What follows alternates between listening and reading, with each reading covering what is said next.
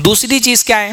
دوسری چیز ہے تعصب، مسلکی تعصب، گروہی تعصب. آدمی ایک گروہ اور ایک مسلک سے اپنے آپ کو جوڑ لیتا ہے، اور کیونکہ اس نے یہ طے کر لیا ہے کہ میں اسی گروہ میں رہنے والا ہوں، اس سے باہر نہیں نکلنے والا ہوں، اس کو لاکھ آپ دلیلیں اس کے سامنے رکھ دیں. ہاں جیسے یہود کا تھا نا کہ بھائی ان کو یہودیت نہیں چھوڑنی ہے. اللہ تعالیٰ نے فرمایا وَلَئِن، کیسے قرآن کی آیت ہے، وَلَئِنْ أَتَيْتَ الَّذِينَ أُوتُوا الْكِتَابَ بِكُلِّ آیَةٍ مَا تَبِعُوا قِبْلَتَكَ. آپ اہل کتاب کو ہر آیت، ہر نشانی، ہر دلیل ان کے سامنے رکھ دیں، وہ آپ کے قبلے کو فالو نہیں کریں گے. آپ ان کے سامنے کائنات، آسمان و زمین کی ساری دلیلیں لا کر کے رکھ دیں. کیوں؟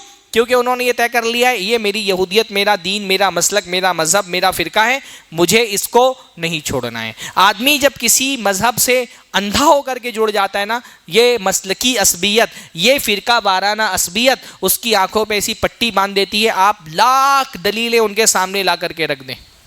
بندے نے سوچ لیا ہے، میں خاص طور پہ جب مقلد ہو جاتا ہے آدمی نا، ایک تقلیدی مسلک سے جڑ گیا ہے کہ میں حنفی ہوں، مجھے حنفیت کا راستہ نہیں چھوڑنا ہے. آپ دسیوں دلیلیں لا کر کے رکھ دیں، کوئی فرق اس کو نہیں پڑے گا. ہاں مقلد کے ساتھ تو خصوصی طور پہ یہ مسئلہ ہوتا ہے نا کہ اس کو حدیثوں سے شرح صدر نہیں حاصل ہوتا. یہ جو تقلیدی عصبیت ہوتی ہے نا، ایک مقلد کو آپ حدیث سنا دیں، اس کے دل میں عمل کا جذبہ نہیں بیدار ہوتا، کنفیوژن میں رہتا ہے وہ. اس کو حدیث سننے کے بعد یہ معلوم کرنا ہوتا ہے کہ میرے مسلک کے علماء نے اس حدیث کو قبول کیا کہ نہیں قبول کیا. جب تک کہ اس کو یہ نہ پتا چل جائے کہ یہ حدیث میرے مسلک کے بھی موافق ہے، تب تک کہ حدیث پر عمل کرنے کا جذبہ اس کے اندر پیدا نہیں ہوتا. حدیث سن کر کے اس کو شرح صدر نہیں حاصل ہوتا، لیکن اس کے مسلک کا مسئلہ اس کو بتا دو، حنفی مسلک میں یہ ہے، قبول کر لے گا. پھر اس کے بعد اس کو اس مسلک کے بنیاد کس دلیل پر ہے وہ دلیل جاننے کا شوق نہیں پیدا ہوگا.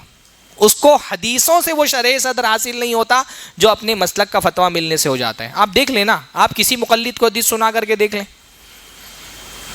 کتنے مسائل ہیں، دسیوں ہزاروں مسائل ایسے ہیں جہاں حنفی مسلک ایک طرف ہے، اللہ کے نبی کی حدیث ایک طرف ہے، کھلی سری حدیث آپ پیش کر دیں نہیں مانتے حنفی. حتیٰ کہ یہ مسلکی عصبیت اتنی خطرناک ہے، ایک ہی حدیث سے آپ بعض مرتبہ دیکھیں گے کہ احناف جو ہے ایک حدیث کے آدھے حصے سے دلیل دیتے ہیں اپنے مسلک کی اور دوسرے آدھے حصے کو نہیں مانتے، کیونکہ انہوں نے معیار اپنے مسلک کو بنایا ہوا ہے نا. مسلکی عصبیت کا اتنا خطرناک نقصان ہے، ایک حدیث آپ کے سامنے پیش کریں گے، اس سے اپنے مسلک کے صحیح ہونے پر استدلال کریں گے، اسی حدیث میں اگر کوئی بات ان کے مسلک کے خلاف ہے تو قبول نہیں کریں گے. ایک مثال میں آپ کو بتاتا ہوں، صحیح بخاری وغیرہ میں نا بہت ساری، ابو داؤد وغیرہ میں حضرت ابو حمید سعدی رضی اللہ تعالیٰ عنہ کی ایک روایت ہے جس میں انہوں نے رسول اللہ صلی اللہ علیہ وسلم کی نماز کا پورا طریقہ، حدیث سعدی بہت، ابو حمید سعدی کی بہت مشہور روایت ہے. صحیح بخاری میں یہ جو روایت موجود ہے نا، اس میں رکوع سے پہلے اور رکوع کے بعد رفع الیدین کا ذکر نہیں ہے. ابو داؤد والی روایت میں وہی حدیث ہے، اس میں ذکر موجود ہے.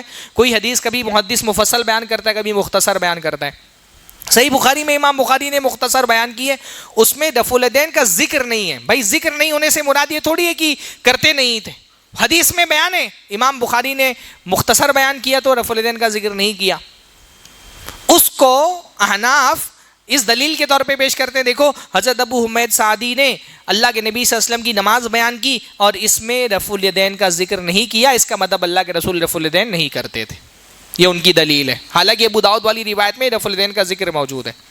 اچھا، صحیح بخاری کی جو روایت یہ حضرات پیش کرتے ہیں، اسی کے آخر میں جب تشہد کا ذکر آتا ہے، تشہد کے ذکر میں حضرت ابو حمید سعدی بیان کرتے ہیں کہ اللہ کے رسول جب تشہد میں بیٹھے تو اللہ کے نبی صلی اللہ علیہ وسلم نے اپنا دایاں پیر کھڑا کیا، بائیں پیر کو آگے کیا، وقعد علی مقعدتہ، اور اللہ کے نبی اپنے سرین کے بل بیٹھے، زمین پر بیٹھے.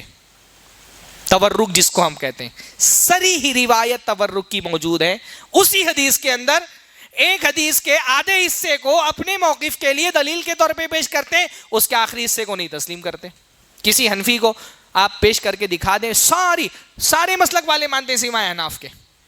حنفی، شافعی، مالکی، شافعی، حنبلی وہ بھی تورک مانتے ہیں. اس پہ اختلاف ہے کہ پہلے تشہد میں تورک کرنا ہے کہ نہیں کرتا ہے. مالکی دونوں تشہد میں تورک کرتے ہیں، لیکن تورک کو سارے مسلک کے لوگ مانتے ہیں، احناف نہیں مانتے. حالانکہ صحیح بخاری کی بہت واضح روایات ہیں کہ اللہ کے نبی صلی اللہ علیہ وسلم نماز میں تورک کرتے تھے.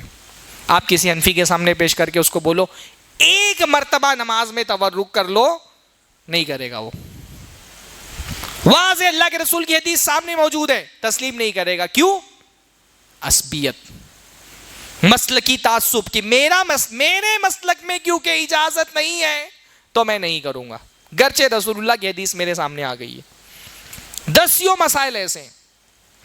ابو داؤد میں، ترمذی میں رسول اللہ صلی اللہ علیہ وسلم کی حدیث ہے کہ اللہ کے نبی صلی اللہ علیہ وسلم کو حضرت جبرائیل نماز کا وقت بتانے کے لیے آئے، اور عصر کی نماز اللہ کے رسول صلی اللہ علیہ وسلم کو پہلے دن اول وقت میں پڑھائی. کب؟ جب ہر چیز کا سایہ اس کے برابر ہو گیا تھا. عصر کی نماز کا ٹائم کب ہوتا ہے؟ جیسے مان لیجئے کہ یہ بوتل ہے، اس بوتل کا زوال کے وقت کوئی سایہ نہیں ہے نا، اور جب اس کا سایہ ایک مثل اس کے برابر ہو جائے تو اس کو کیا کہتے ہیں؟ سایہ مثل. اللہ کے رسول صلی اللہ علیہ وسلم کو حضرت جبرائیل نے اول وقت میں نماز پڑھائی کب؟ جب ہر چیز کا سایہ اس کے مثل ہو گیا. مان لیجئے کوئی 1 میٹر کی چیز ہے، 1 میٹر کی چیز ہے، اب زوال کے وقت پہلے دیکھا جائے گا، مان لیجئے زوال کے وقت اس کا سایہ آدھا میٹر کا ہے، اس آدھے میٹر کو مائنس کیا جائے گا، پھر دیکھا جائے گا کہ آدھے میٹر کے بعد یعنی جب اس چیز کا سایہ 1.5 میٹر کے برابر ہو جائے گا تب عصر کا وقت ہوگا. ایک مثل پر عصر کی نماز پڑھی جاتی ہے. اہل حدیث مسجد میں پڑھی جاتی ہے، شافعی مسجد میں پڑھی جاتی ہے، حنبلی مسجد میں پڑھی جاتی ہے، مالکی مسجدوں میں پڑھی جاتی ہے. پوری امت کے علماء کا اتفاق ہے عصر کی نماز کا وقت کب ہوتا ہے؟ جب ہر چیز کا سایہ اس کے برابر ہو جائے. حتیٰ کہ امام ابو حنیفہ کے دونوں شاگردوں کا، امام محمد بن حسن الشیبانی، امام ابو یوسف، ان دونوں کا بھی موقف کیا ہے کہ عصر کی نماز کا وقت کب ہوتا ہے؟ جب ہر چیز کا سایہ اس کے برابر ہو جائے. احناف کو آپ حدیث پیش کریں کبھی تسلیم نہیں کریں گے. ایک بولو کہ اچھا ایک دن تو کم سے کم عصر کی نماز ایک مثل پر اذان دے دو، کبھی تیار نہیں ہوں گے. کیوں؟ کیونکہ جب مسلکی عصبیت اور تعصب کا چشمہ آدمی پہن لیتا ہے اس کو حدیثیں دکھائی نہیں دیتی ہے. یہ عصبیت سب سے خطرناک چیز ہے جو انسان کو حق قبول کرنے سے روکتی ہے.